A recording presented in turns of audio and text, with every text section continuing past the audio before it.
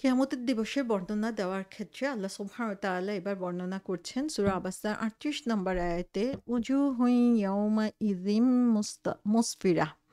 অনেক মুখমণ্ডল সেদিন হবে উজ্জ্বল। সো এখানে আমরা দেখি যে আম ২ টা গ্রুপের কথা পরবর্তীতে আলোচনা করা হয়েছে। একটা হচ্ছে বিশ্বাসীদের, আরেকটা হচ্ছে অবিশ্বাসীদের, যে তাদের সেদিন অবস্থাটা কেমন হবে সেটা তাদের মুখের দিকে তাকিয়েই বুঝা যাবে যে কে কোন পরিস্থিতিতে রয়েছে এবং সে আসলে কি ধরনের সিচুয়েশন তার সামনে আসছে।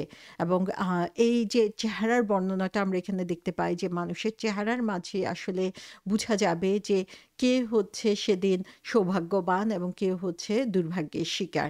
সো এখানে আ আ ৩৮ এবং ৩৯ নাম্বার আয়াতে আল্লাহ সুবহানাহু ওয়া তাআলা যারা হচ্ছে বিশ্বাসী তাদের চেহারার বর্ণনা সেখানে দিয়েছেন। ৩৯ নাম্বার আয়াতে বলেছেন, "দোয়াহিকাতুম মুস্তাবশিরাহ", সহাস্য এবং প্রফুল্ল। তাহলে এখানে ফার্স্টেই বলা হচ্ছে উজুহুই, উজুহ মানে হচ্ছে মুখমণ্ডল। সো এখানে বলা হচ্ছে যে কিছু মুখমণ্ডল। এখানে আল্লাহ সুবহানাহু ওয়া তাআলা কিছু, কিছু মানুষের কথা, সবার কথা না, একটা গ্রুপের কথা এখানে বলছেন যে some faces, যে কিছু মুখের কথা স্পেশালি on that day ইয়াউমা ইযিন, যে স্পেশালি on that day সেটা কি হবে? মুসফিরা।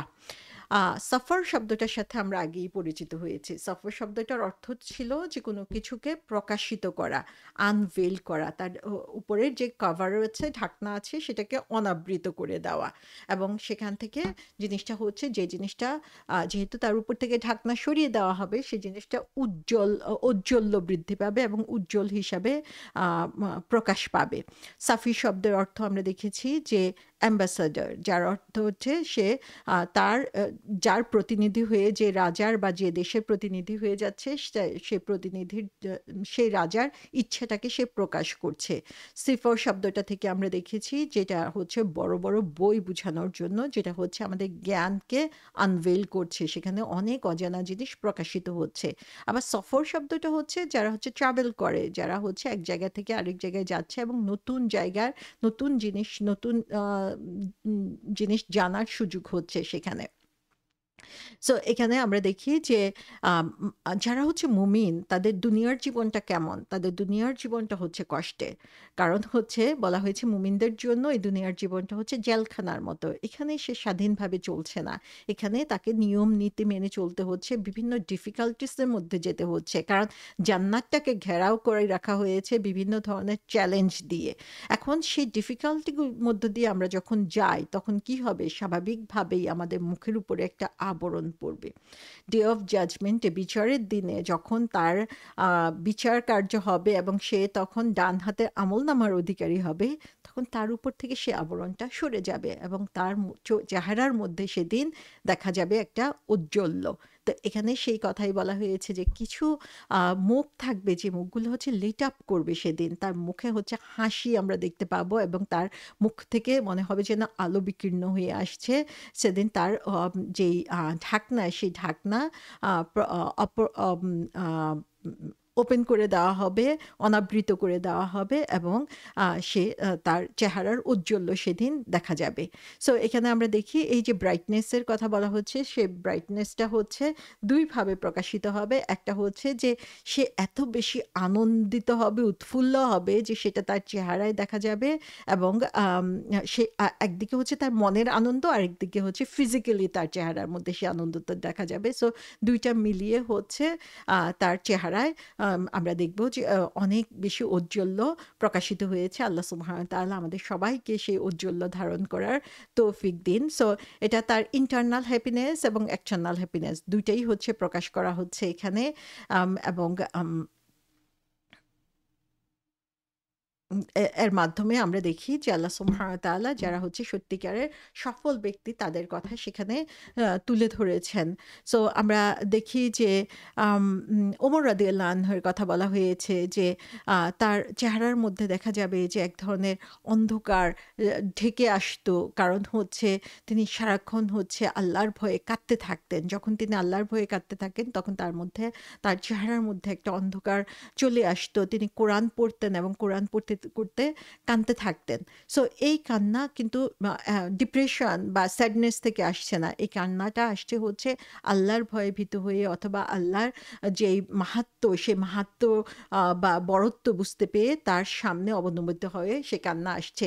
সো সেদিন তাদের মুখমণ্ডল যেমন অন্ধকার থাকতো আল্লাহর ভয়ে, সো আখিরাতের দিনে সেদিন আল্লাহ সুবহানাহু ওয়া তাআলা তাদের মুখকে হচ্ছে উজ্জ্বল করে দিবেন।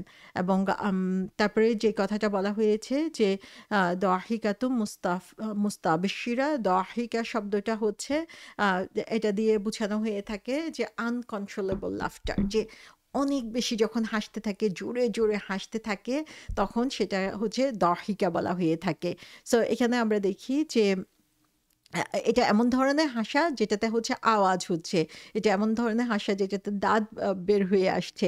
সো যেটা হচ্ছে মানুষ কন্ট্রোল করতে পারছে না। হা, হা করে হাসা যেটা, সেরকম হচ্ছে দাহিকা।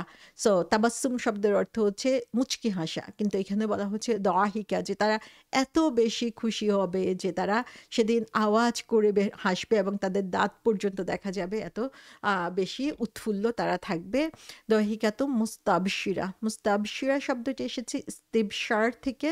ইস্তিবশার শব্দের অর্থ হচ্ছে to be full of delight. So তার কাছে যখন গুড নিউজটা আসবে, সুসংবাদটা আসবে, তখন সে এত বেশি খুশি হয়ে যাবে যে সেটার মানে সেটার হচ্ছে তার চেহারা থেকে সেদিন বিকীর্ণ হতে থাকবে। সো এটা আরেকটা অর্থ, এটা বিশর শব্দটা থেকে আসতে পারে। বিশর শব্দের অর্থ হচ্ছে চামড়া, স্কিন। এবং বাসারা শব্দের অর্থ হচ্ছে যখন হচ্ছে চামড়া খোসা ছড়ানো হয়, যেমন কমলার খোসা অথবা কলার খোসা যখন ছড়ানো হয় তখন সেটাকে বাসারা বলা হয়। সো এখান থেকে ইস্তেবশার শব্দের অর্থ হচ্ছে যে সে হচ্ছে এত খুশি থাকবে যে তার মুখ থেকে হচ্ছে তার যে দুঃখ ছিল সেই দুঃখটা একদম খোসা ছাড়ানোর মতো সরিয়ে নেওয়া হবে, এবং তার মুখ থেকে তখন হচ্ছে মুখমণ্ডল থেকে হচ্ছে সুখ, হচ্ছে সুখের আভা বের হতে থাকবে। সো এই সুসংবাদটা তাকে যখন দেওয়া হবে তখন সে এতই আনন্দিত হবে, এতই উৎফুল্ল হবে যে তার চেহারার মধ্যে সেটা প্রকাশ পাবে, তার হাসির মাধ্যমে সেটা প্রকাশ পাবে। এবং আল্লাহ সুবহানাহু ওয়া তাআলা এখানে এই প্রথম গ্রুপের কথা বলছেন যারা হচ্ছে সেই সুসংবাদ প্রাপ্ত হবে এবং তার প্রকাশ তাদের চেহারার মধ্যে দেখা যাবে। আল্লাহ সুবহানাহু ওয়া তাআলা আমাদের সবাইকে এই প্রথম দলের অন্তর্ভুক্ত হওয়ার তৌফিক দিন।